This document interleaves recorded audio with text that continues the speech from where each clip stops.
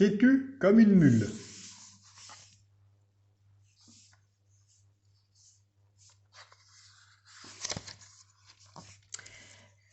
L'école de Rangeville possédait l'une des meilleures équipes de football du pays des animaux et son capitaine était très heureux.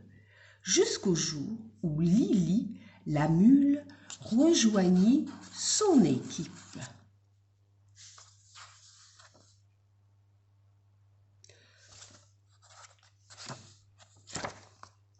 Lily et sa famille venaient d'emménager à Orangeville. Ses parents avaient rejoint la caserne des pompiers. Avant, Lily vivait à Muleville. Rien d'étonnant à cela. Lily est une mule. Les mules sont très gentilles, mais aussi très têtues. Tu vas voir. Comme Lily s'en mêlait un peu les pattes, dès qu'elle courait trop vite, le capitaine lui proposa d'être gardienne de but. Lily réfléchit et lui demanda en quoi cela consistait. Le capitaine lui expliqua son rôle. « Tu ne dois pas laisser entrer le ballon dans la cage des buts. »« Ah bon, mais pourquoi ?» demanda Lily. « Eh bien, parce que... »« Parce que quoi ?» Parce que chaque fois que le ballon rentre dans cette cage, l'équipe adverse marque un point. Si elle marque plus de points que nous perdrons le match. Je vois, répondit Lily. Donc, je dois empêcher le ballon d'entrer dans cette cage. C'est exactement cela, tu as compris. L'équipe d'Orangeville affrontait celle de Citronville. L'arbitre siffla et la partie commença. Soudain, le raton laveur de l'équipe de Citronville s'empara du ballon, courut à toute vitesse et le lança vers la cage que Lily protégeait. Lily se hissa sur ses pattes et l'attrapa à pleines dents. « Bravo !»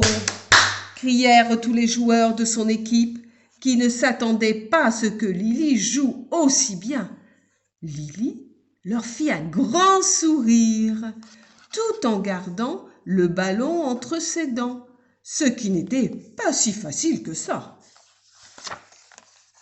Ses camarades attendaient qu'elle renvoie le ballon, mais elle s'assit devant les buts et le garda entre ses dents. « Lily, tu dois nous lancer le ballon !» cria le capitaine. Lily fait non de la tête. « Lily, rends ce ballon !» insista le capitaine. Lily n'était pas du tout d'accord et leur tourna le dos. Les joueurs se regroupèrent autour d'elle pour la supplier de lâcher le ballon. « Non, non et non !» répondit Lily. « Si je vous la donne, vous allez encore essayer de le mettre dans mes buts et l'équipe adverse remportera la partie. »« Mais c'est tout le but du jeu, » lui expliqua le capitaine. « Eh bien, c'est idiot, » répondit Lily. « Je l'ai attrapé et maintenant je le garde. » L'arbitre s'impatientait. Il s'approcha du capitaine de l'équipe d'Orangeville.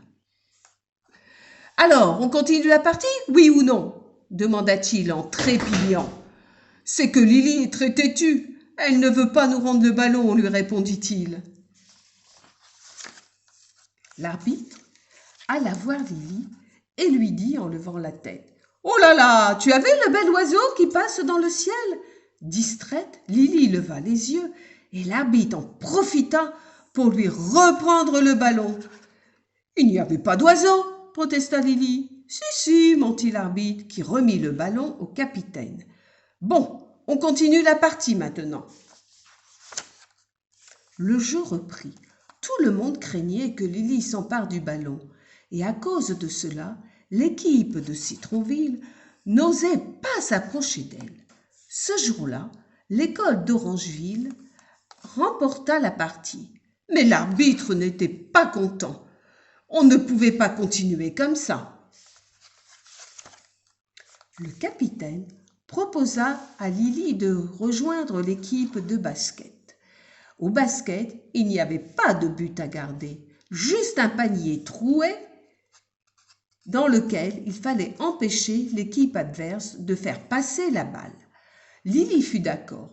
Elle trouvait cela bien plus amusant. Et elle alla s'asseoir dans le panier. Toute l'équipe supplia Lily de descendre, mais elle refusa. Il faut bien empêcher la balle de rentrer dans le but.